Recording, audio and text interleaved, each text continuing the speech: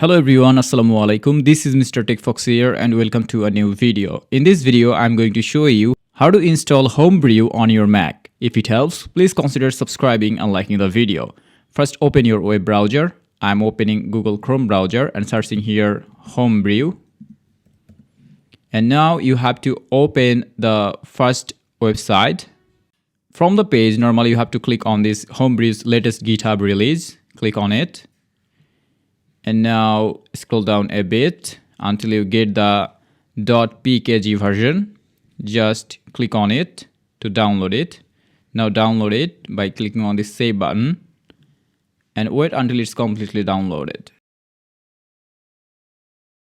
Here you can see that the file has been downloaded. Just double click on it to install it.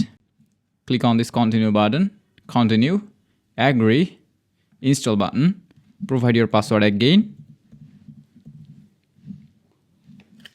Click on this install software button. And that's it. We have successfully installed Homebrew in our macOS. So click on this close button. To check it out, normally go to your terminal and type here brew -- version. Type this and press enter. And here you can see that Homebrew has been installed successfully in my Mac. And that's all for today's video. Thanks for watching.